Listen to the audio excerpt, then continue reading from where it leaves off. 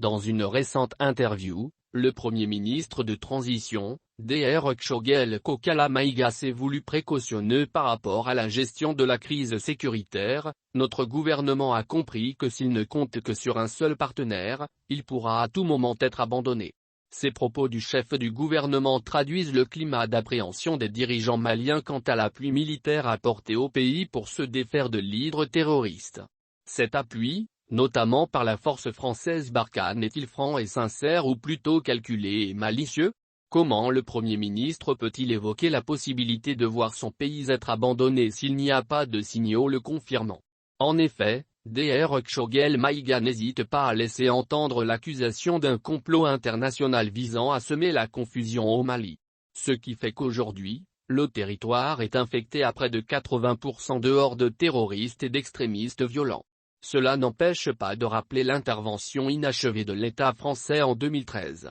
C'était suite à l'appel de détresse des dirigeants maliens face à une invasion de terroristes se dirigeant vers le sud de Mopti.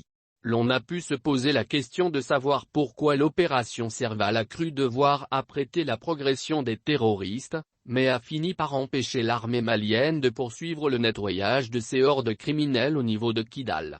Et Paris n'a jamais pu expliquer pourquoi elle n'a pas aidé les FAMA à se redéployer dans la ville de Kidal depuis 2013. Ce fut par ce bastion de ce que l'on a appelé la rébellion Touareg que le loup du péril terroriste est entré dans la bergerie malienne. En outre, des experts et des chercheurs découvriront, par la suite, que le sous-sol kidalois était riche de réserves diverses, notamment d'hydrocarbures, qui ont suscité la convoitise de multinationales françaises. Et des indices d'exploitation de ces richesses n'ont pas manqué au puzzle du complot contre l'État malien. La France en sait-elle quelque chose? Difficile de le démentir, puisque les premiers exploits médiatiques des groupes indépendantistes comme le MNLA ont eu lieu à Paris, en particulier sur la chaîne France 24 du groupe France Média Monde. Dès lors, les autorités françaises peuvent-elles accepter des démarches de négociation avec des groupes terroristes pour aller à la paix? Des discussions avec des chefs terroristes comme Iyad Agali et Amadou Koufa n'aboutiraient-elles pas à un éventuel accord transparent de gestion de richesses et de contrôle de l'État malien sur les zones sous leur contrôle? Quid des préoccupations de l'État français qui n'a pas d'amis mais seulement des intérêts français? Là réside tout le nœud du drame qui endeuille le Mali depuis au moins 9 ans. Par ailleurs, cette piste du complot et des pressions contre les intérêts du Mali est mise en évidence par des menaces émanant d'officines occidentales. C'est pourquoi la question de savoir si l'État malien ne craint pas perdre d'autres partenaires et être isolé, le Premier ministre s'est montré rassurant, tout en prenant des précautions. Ce que nous avons, c'est un accord avec l'État russe, conclu en juin 2019.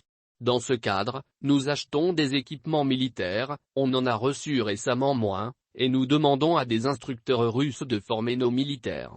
Nous sommes en discussion avec l'État russe, nous ne le cachons pas.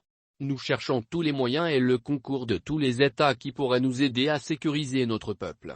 Comme pour dire que le pays de Soundiata Keïta ne peut plus se contenter de faire confiance à la France, dont les menaces de retrait et barre oblique ou de réduction de son appui militaire laissent perplexe. Le Mali peut-il alors faire appel à son grand voisin du Nord, l'Algérie pour voler à son secours par rapport à cette menace sécuritaire? Certainement. Et le chef du gouvernement ne s'en fait pas prier. Notre État le souhaite. L'insécurité sévit le long de notre zone frontalière. Si l'Algérie s'impliquait de façon forte dans la lutte contre le terrorisme, ce que nous espérons, ce serait un grand plus, a-t-il indiqué. Et d'ajouter que la constitution algérienne, qui a récemment été révisée, le permet désormais. Ce sont aux Algériens de décider d'apporter cet appui appréciable, histoire de prouver aux uns et aux autres que le Mali demeure soutenu, malgré un précédent.